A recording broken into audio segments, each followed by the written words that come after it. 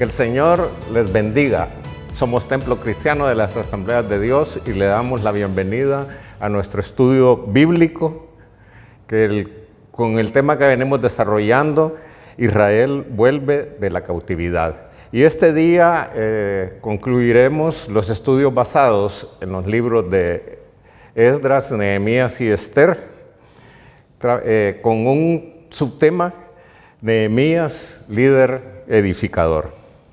Hemos recordado en los estudios anteriores que hubo 3 retornos y en los cuales cada uno de los que fueron liderando los retornos tuvieron una misión que cumplir. En el caso primero, Zorobabel regresó con un grupo de 50,000 judíos con la misión de reedificar o reconstruir el templo, y concluyen su labor, edifican el templo y lo consagran al Señor.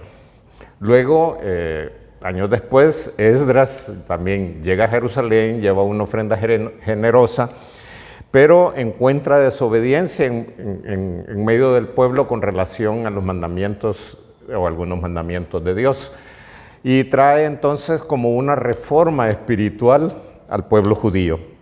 Y en el libro de Esther notamos que Dios salva al pueblo de ser asesinado, de ser destruido a causa de la maldad de Amán, y lo hace de tal manera que les da victoria sobre sus enemigos. Así que finalmente llegamos ahora a la historia de Nehemías, que nos lleva a la última fase del restablecimiento del pueblo judío, y es la reconstrucción de los muros de Jerusalén que todavía estaban destruidos. Leemos en Nehemías capítulo 1, versículos 3 y 4, y me dijeron: el remanente de los que quedaron de la cautividad allí en la provincia están en gran mal y afrenta. Y el muro de Jerusalén derribado, y sus puertas quemadas a fuego. Cuando oí estas palabras me senté y lloré e hice duelo por algunos días y ayuné y oré delante del Dios de los cielos. A lo largo de este estudio vamos a encontrar algunas cualidades o habilidades que tenía Nehemías, y acá podemos encontrar la primera de ellas, que Nehemías se identifica con el dolor de su pueblo, se identifica con la situación que están viviendo sus hermanos en Jerusalén, y a la vez también podemos ver que la primera acción que desarrolla en Nehemías es volverse a Dios en ayuno y en oración. Veremos, como decía, algunas otras cualidades, y la primera de ellas es que Nehemías regresa y el pueblo reconstruye los muros. En Nehemías capítulo 1, y eso lo podemos leer en Nehemías del capítulo 1 al capítulo 7.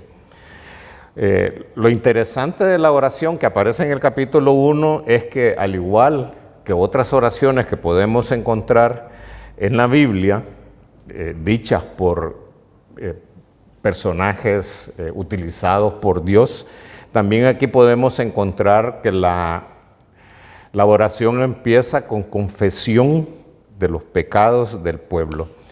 Y si usted lee en el capítulo 1, versículos del 6 al 7, encontrará que dice que yo y mi casa y la casa de mi padre hemos pecado en extremo. Nos hemos corrompido contra ti y no hemos guardado los mandamientos, estatutos y preceptos que diste a Moisés, tu siervo.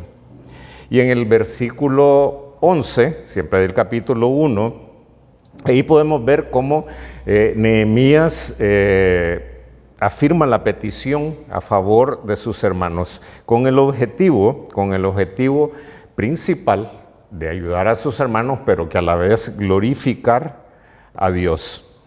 Leamos lo que dice el capítulo 1, versículo 11. Te ruego, oh Jehová, que esté ahora atento tu oído a la oración de tu siervo y a la oración de tus siervos, quienes desean reverenciar tu nombre, y concede ahora buen éxito a tu siervo y dale gracia delante de aquel varón, porque yo servía de copero al rey. Note que lo que Nehemías pide es tener buen éxito para la obra de Dios. No lo leemos en el versículo, pero realmente la circunstancia que él está viviendo, la situación que está viviendo, lo que él está pidiéndole a Dios es poder llegar y acompañar al pueblo para reconstruir los muros. Ahora, vemos entonces que hay una dependencia total de Dios.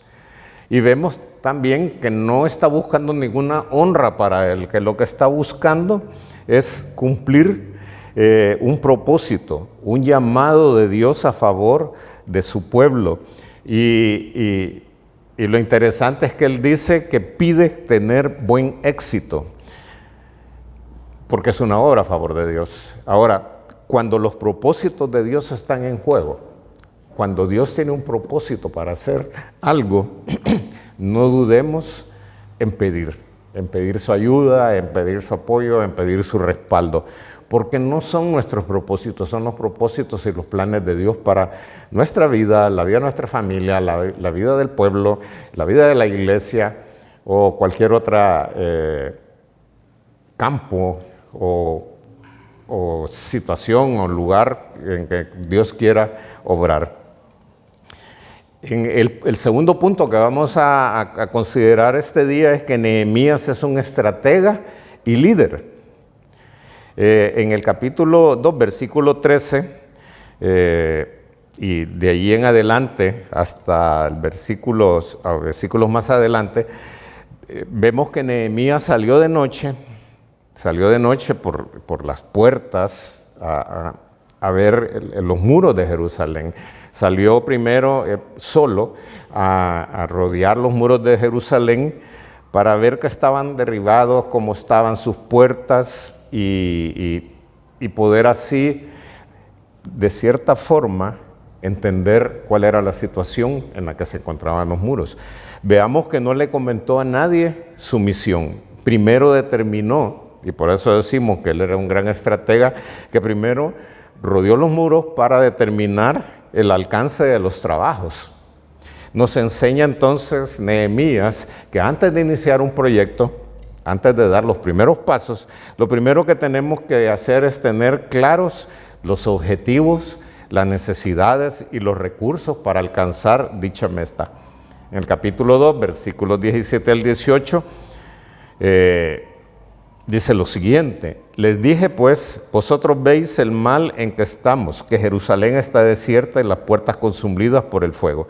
Venid y edifiquemos el muro de Jerusalén y no estemos más en oprobio.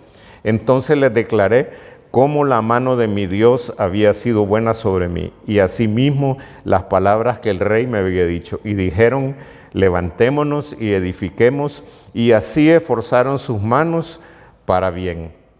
Vemos entonces que Nehemías no solo pensó en la planificación de los trabajos, sino que a la vez les transmitió palabras de fe a las personas que se había reunido para empezar a realizar la edificación del muro. Y entonces, aunque les está presentando la planificación de cómo restaurar, también les da palabras de fe y les dice, la mano de Dios ha estado conmigo. Vemos entonces que la fe y la planificación deben de ir de la mano cuando somos llamados a hacer algo para Dios. Luego vemos que como termina el versículo, lo siguiente, después de la planificación y de la fe, es poner manos a la obra, Ahora, ¿cómo convencer entonces al pueblo para que edifique los muros? Mire lo que dice el capítulo 2, versículo 20. El Dios de los cielos, Él nos prosperará y nosotros sus siervos nos levantaremos y edificaremos. Podemos observar entonces la soberanía divina y la responsabilidad humana que encontramos en ese versículo, una al lado de la otra. Saber que Dios está de nuestro lado nos fortalece, pero debemos pasar de la oración a la acción. Por eso el Señor nos pide que seamos esforzados y valientes. Por eso el Señor nos asegura, nos promete que Él estará con nosotros donde quiera que vayamos y que hará prosperar todo aquello que emprendamos. Luego, el tercer punto que vamos a tocar este día es que Nehemías era un buen coordinador y organizador. Una lectura del capítulo 3 nos permite ver cómo se delegó el trabajo a unos 40 grupos, pero se delegó de tal manera que se pudiera trabajar a la vez en todas las partes del muro. Había toda clase de personas involucradas en este trabajo.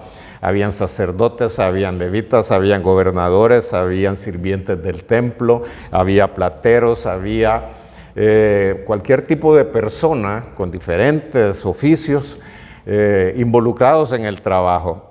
Y Nehemías los pudo organizar de tal manera que todos estuvieran trabajando conscientemente en la reedificación del templo.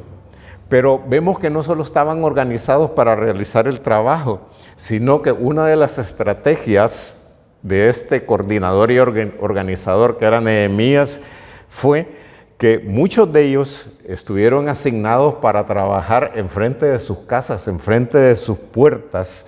¿Y quién no iba a trabajar con mucho esmero si el muro que estaba levantando, si el muro que estaba reedificando era precisamente para proteger su casa que estaba enfrente? Vemos entonces que Nehemías nos enseña a ser un buen coordinador y un buen organizador. El cuarto punto es que Nehemías supo animar al pueblo ante la oposición. En el capítulo 4 leemos acerca de Sanbalat y Tobías que se opusieron a la construcción o a la reconstrucción del muro y se burlaban de los judíos, se enfurecieron al ver cómo edificaban el muro. Y esto nos lleva a la conclusión de que el enemigo siempre va a tratar de oponerse a los planes de Dios y a la obra que Dios nos haya encomendado. Buscará crear desánimo para que nos detengamos y desistamos de los planes de Dios para nosotros. Pero vemos que ellos edificaron el muro y toda la muralla fue terminada hasta la mitad de la altura, porque el pueblo tenía ánimo para trabajar. Pero sus enemigos siguieron oponiéndose, siguieron burlándose de ellos, siguieron amenazándolos para que no continuaran con dicho trabajo. Y llegó un momento que el pueblo de Judá dijo: las fuerzas de los acarreadores se han debilitado y el escombro es mucho y no podemos edificar el muro. Usted lo podrá leer en los versículos 6 al 10 del capítulo 4. Ahora, ¿cómo logró Nehemías regresar el ánimo al pueblo? Leámoslo en el capítulo 4, versículo 14. Después miré y me levanté y dije a los nobles y a los oficiales y al resto del pueblo: no temáis delante de ellos, acordaos del Señor grande y temible, y pelead por vuestros hermanos, por vuestros hijos, por vuestras hijas, por vuestras mujeres y por vuestras casas. Vea lo que hizo Nehemías para animar al pueblo. Primero les tocó el amor propio. Porque les dijo: hay que pelear por nuestros hermanos, hay que pelear por los hijos, hay que pelear por las hijas, hay que pelear por nuestras casas. Y esto llevó precisamente a que todos se esforzaran para defender a su familia, para defender sus bienes, para defender su casa. Pero también, y lo más importante, es que les hizo poner su fe en Dios. Cuando les dice: acordaos del Señor grande y temible. Esta exhortación bastaba para que, unidos en una misma devoción, pudieran continuar con la obra. Le recordó a los obreros, a los que estaban reedificando, acerca del llamado que habían tenido de parte de Dios, cuál era la meta, y les garantizaba, al decirles que se acordaran de Dios, que Dios estaba dispuesto a protegerlos en todo tiempo. Concluyamos entonces. Todos tenemos un doble llamado de parte de Dios. Todos tenemos ese doble llamado. ¿Cuál es el primero? Volvernos a Él, reconocerlo como nuestro Señor y como nuestro Salvador. Y el segundo llamado es servirle en algún área de su obra. Terminemos entonces diciendo, manos a la obra, cumplamos los llamados que el Señor nos ha hecho.